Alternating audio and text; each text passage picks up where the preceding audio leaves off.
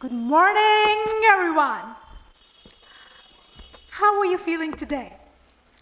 Well, I think this is one of the most cliched questions which we have been asking and answering all the time.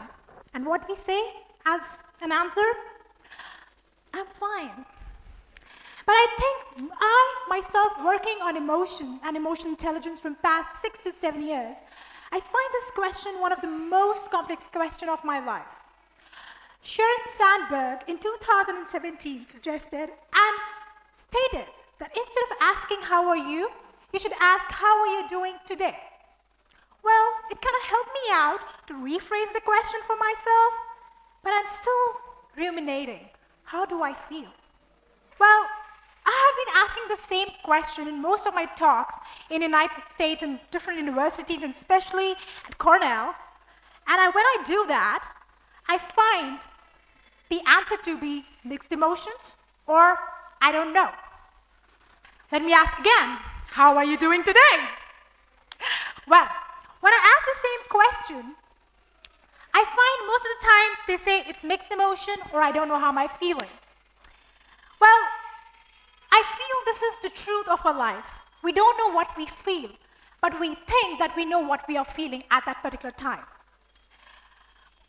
There had been moments when I have been as a counselor, had been working with different people, and I thought that I know so much about emotions, but that was not the case.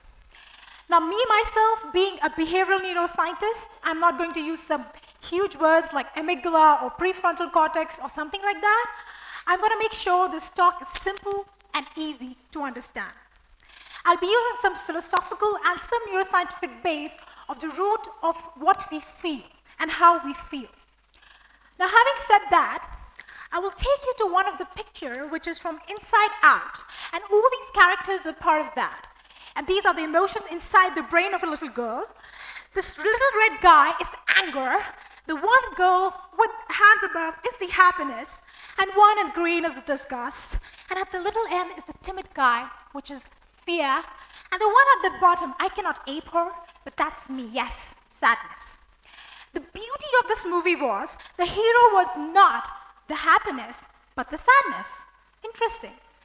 In all the turmoil, sadness just left the emotional system and went back away. And the whole emotional system of that little girl burned down. And happiness has to go and find the sadness. And once the sadness was revived, the whole system got revoked back.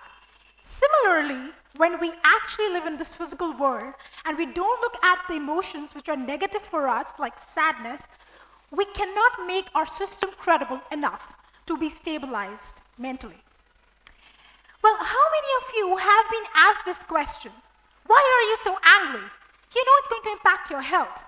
Don't be so sad. You live only once. Cheer up. But can you actually feel happy when you're going through a phase of grief? I don't think so. That's not the way our emotions are supposed to be. The point is, we cannot put boxes of being good or bad for these emotions. Nothing is good or bad in terms of emotions. They're just negative and positive emotions. The point is that there is a value and an impact and a reason attached to each of these emotions, which we need to understand. So we cannot have a stop sign for a negative emotion and a welcome sign for a positive emotion. It's more like that we cannot cheat these emotions. We cannot avoid these emotions. We cannot dodge these emotions. They're part of us and we are going to be part of them. It's just like you have a physical wound and you put a band-aid over it, and for 7 days you don't look at it and you just say, heal, heal, heal, heal. And on the 7th day when you open your band-aid, it has converted into some septic. Similarly, if you're not going to acknowledge what you're feeling, you're going to have an emotional sepsis. For that matter, it's important for you to acknowledge your emotions, evolve your emotions, tame them, embrace them, and own them. I say it is okay not to be okay. The only thing is you have to work on the root cause of what you're feeling and why you're feeling. And you need to understand the message which each negative emotion is trying to tell you. Well, having said that, let me take you to my day at Cornell. Well, I start my day at 6 a.m. in the morning, and I'm quite contemplating at how my experiment is going to go, how my lecture is going to be, how I'm going to talk to my professor. And at 10 a.m., I'm kind of sad because one of my rebuttal of my research proposal has been cancelled, and I'm not happy about it. But at 12 noon, I get another message that one of my book is getting published, hooray. But at 12:10, I get a call from India that one of my best friends, she's getting married, but I cannot attend her wedding because I have to be at University of the United States. So I'm kind of sad, I'm missing my home, I'm missing my friends, jumbling up till 6 in the evening. I get some time for myself, and I am with some of my friends at my university, having food and having some light talks, and I'm feeling okay. At 9 in the evening, when I'm just about to lie before my sleep, I feel a void. I'm feeling vacant inside because I haven't worked on my root cause. How many of you actually just take your phones and scroll on Instas and Facebook just to feel the numbness of it because you're overloaded with emotion?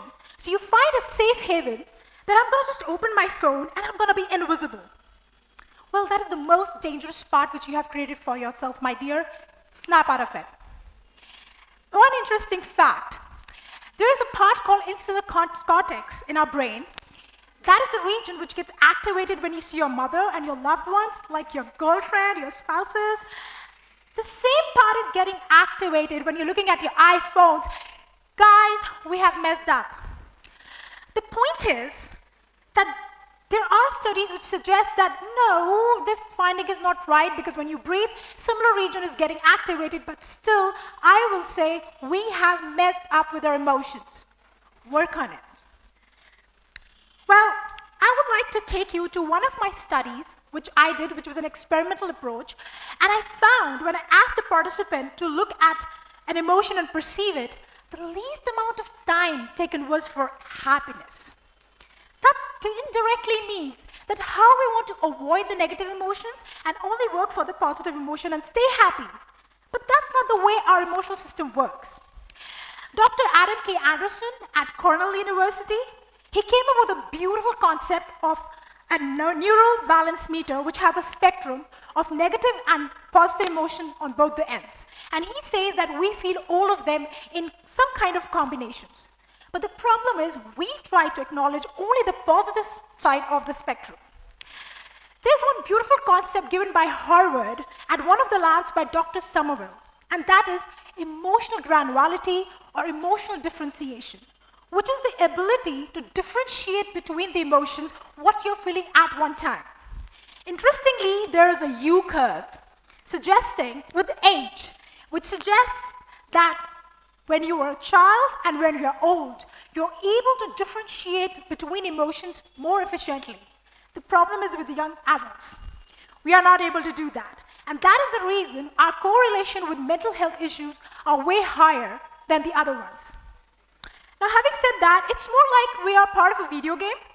And it's like when you cross the first level and you're like, congratulations, you have crossed the first level of sadness. The second level would be of happiness. It's not like that. Everything is so mixed up. WHO suggested that in 2020, the world's biggest challenge, as in for human health, would be mental health. Welcome to 2020. Do we actually know how we have to work for our mental health? It's just not to stay happy. You have to work on these negative emotions. Now let's talk about anger, an inevitable emotion which everybody of us feels. Yes, and I say it's okay to be angry. What's not wrong is not to be angry, but how you react and respond to the situation. The dangerous part is not getting angry. The dangerous part is if you suppress that emotion. Now, there has been a study by University of Auckland where Dr. Petrie said that there is a direct connection of your emotional expression to your immune system. And not only that, but at University of Auckland in Texas, there had been one case by Dr. Payne Baker, and he told that how, if you are not able to avoid these emotions and you do that, it's going to impact your stress levels and impacting your normal functioning of your body. Well, this is a very dangerous situation. I have been actually personally doing interviews with a number of millionaires and multimillionaires at Dubai and in the United States. And I have been asking them question, how do you correlate your emotional credibility with your success story? And they told me they use anger as their one of the powerful tool. And I was like, wow, how could you do that? They told me that instead of getting haywire with that anger, they used it to channelize themselves to get to what they wanted in their life. Interesting, very hard to do, but interesting, and people are doing that. Now let's talk about another emotion, sadness. Nobody wants to be sad, right? But I say it's okay to be sad. You cannot bypass sadness, trust me. You have to go through it. You have to acknowledge it. It's just like a youngster who tries to avoid some kind of sadness and anxiety. What he do? He just go, hit a bar, have some drinks, and he thinks, I have dodged the sadness. Yo, I'm so clever. But when he comes back home, the devil is sitting right beside the bed and saying, dear, wait till the morning, I'll be back in mind and soul, and this time I'm going to be a better version of myself, and you won't be able to handle me tomorrow because you didn't acknowledge me.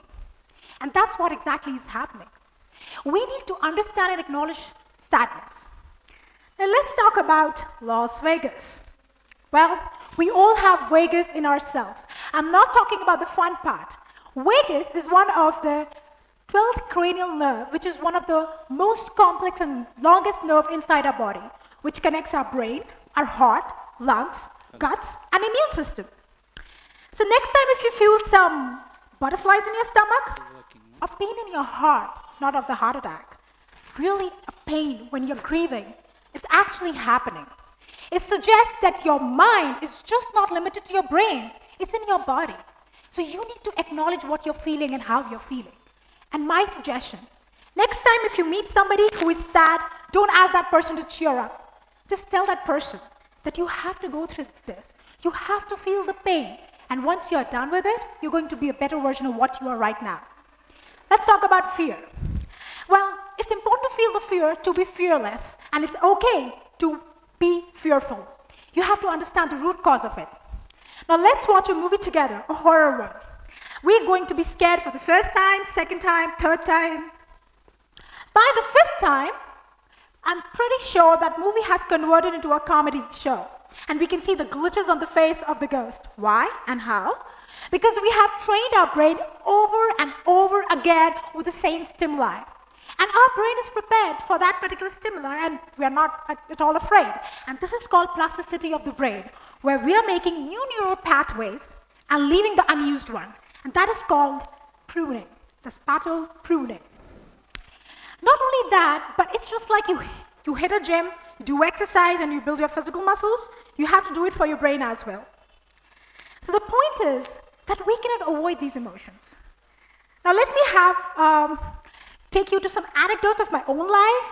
Now this is a painting which is 6 feet tall, and I was at Cornell at one of the art studio, all over the artist, and trust me, I'm not the artist, I'm just a scientist. And I just wanted to just put some stress out of my body. So you can see these strokes at the end are my sadness, and then you can see some of the strokes that are like my anger, and I've just reworked on them because I was really angry, and at the end is my fear. And trust me, I did it in 5 minutes. And everybody was like, what are you doing? Wow, it's a master art. I said, no, it's just my emotions. So find out a way that how can you actually vent out what you're feeling, and when you look at it, you know where your negative emotions are. I do this way. I would also like to share one another anecdote. In 2017, I was swimming in St. Louis, and I'm a good swimmer, and there was one person who was drowning. Like a hero, I just jumped in, tried to help that person out, but I started drowning by myself. And I developed a fear of deep water. And I was confused because I'm a good swimmer. How can I feel like this? So in 2018, somewhere in Pacific Ocean, I did the scuba dive. I know it's not a big deal, but it became a big deal for me. I worked on it. In the end, I would also like to share one anecdote of my life which is so personal to my heart. One of my family members, she was suffering from cancer, and she had a number of chemotherapies and operations, and she got amputated, and she passed away. And that was a time when actually I was counseling these students at IIT Roorkee. And I realized that I was able to answer the question for them, but I was not able to answer the same question for myself. And I realized, I am myself grieving, and I am in depression, and I have to work for it. It took me a long time, but then I converted that grief of loss of life into a gratitude of having a life. So every time I get up in the morning, I say, yes, I can walk by myself to the restroom. Trust me, it's a privilege. I learned the hard way. So in the end, I would like to say only one thing. Mind is a beautiful, beautiful place, but a dangerous one too. Use it wisely. Thank you.